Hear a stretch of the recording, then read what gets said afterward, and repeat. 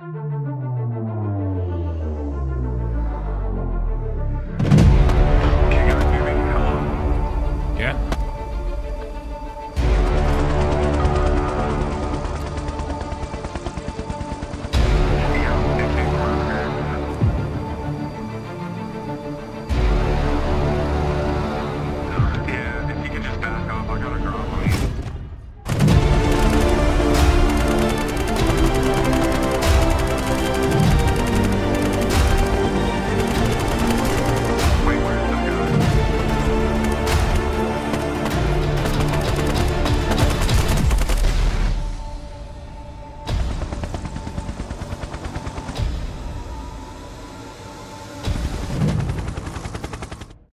What you saw there is early footage of a new game called Exfil, a game that is being developed by just 2 people, one of which was one of the founding developers for Squad, that person being Iron Taxi. Exfil is first and foremost a tactical first-person shooter which aims to provide players with a flexible environment wrapped in a proven core game mode, which is the current Exfil game mode. And last weekend I was very fortunate enough to have been invited to a closed pre-alpha playtest to give Exfil a try, and I have to admit, I was hooked very quickly. The gunplay, whilst a bit primitive, was still deep enough to be engaging and have a level of skill around it that you need to learn. But because it is intuitive, picking up the basics will be straightforward enough to anyone well versed in FPS games. And I'll be honest, it felt not too dissimilar to Squad pre-ICO. Exfil is currently being developed on Unreal 5 and has 3 maps to play on, which are approximately 2km by 2km, about the average size of a Hell Let Loose map for comparison. Now please don't let my graphics settings put you off, because I'm playing on a 4K monitor. I pegged my graphics back to make sure my FPS was stable, and my PC's not very well at the moment. But there's one feature I want to talk about a little later on that completely blew me away. But first, let's talk about how this game works.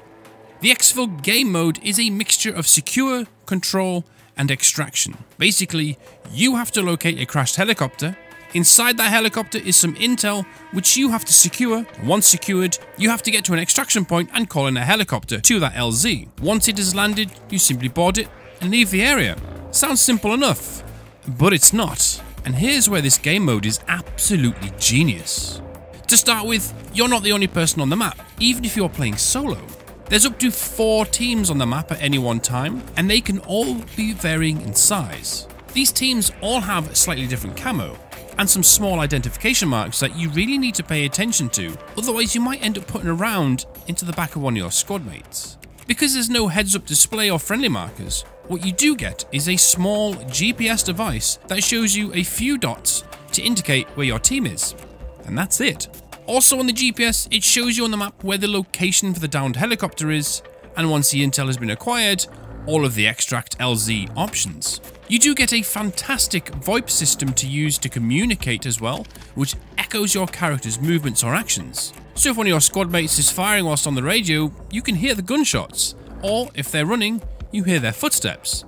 It's a nice little touch. Now on top of not being alone, where the helicopter crashes is in a random location every time. Now that does sometimes mean some teams are closer to the helicopter than others, but the developers have already thought about this and found a great way that combats teams just blindly rushing in, unopposed and sneaking out. And that's by leaving the helicopter on fire for a set period of time. So this gives all the teams a good chance of getting to the crash site in good time, and generally this is where the first main gunfight will break out, as you naturally trip over or ambush each other. And during the confusion and chaos of the gunfight is also when someone generally snags the intel and dips out.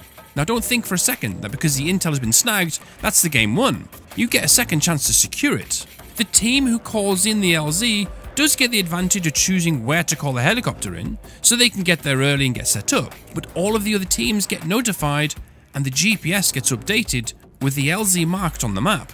You usually have a few minutes to get there before the helicopter arrives, so there's still every chance to best your opponents. And it's not like the heli can land in super secluded locations. They're usually fairly open, so it can be extremely intense just trying to get out. If you have the intel on board the helicopter, then your team wins. If you get dropped by the enemy, they can either win by extracting it in their own helicopter, so the process repeats itself, or by eliminating all of the enemy combatants. Like I said, It's a simple game mode, but it's all of the subtle variables and decision making that you and the other players make that adds all these extra layers in. And I have to admit, there were a few games I had that really got the adrenaline going, and I haven't felt that kind of kick from a game for a very, very long time. Mix in the fact that each team gets a small handheld drone that you can use to check out the area to spot enemies or find a good ambush position.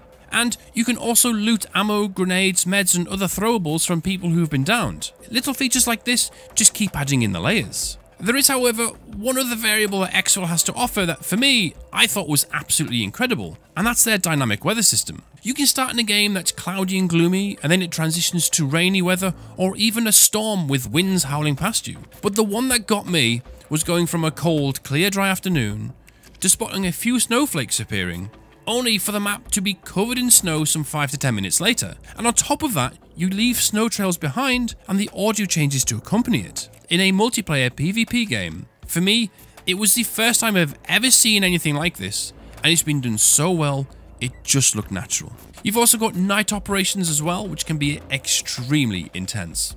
Like I said, it's still early days for these guys, but they are very passionate about this project, and as you can see, it's very playable. They're wanting to bring in NPCs, which will be essentially a localized opposition force who would be against all 4 player factions. A slot inventory system to allow you to build and personalize your own kit, and then end of round stats with global stat tracking, and even new potential game modes that can extend to multi-team PvP and PvE experiences, and even dip into the co-op gaming, which inspired many early game military style shooters such as Novologic's Delta 4 series or Operation Flashpoint, for example. I honestly had a lot of fun playing Exfil, and I'm looking forward to seeing how this game moves forwards and playing it again in the future. I've included links to their Discord and Steam page in the description down below if you want to find out some more information for yourself. Thank you all for watching.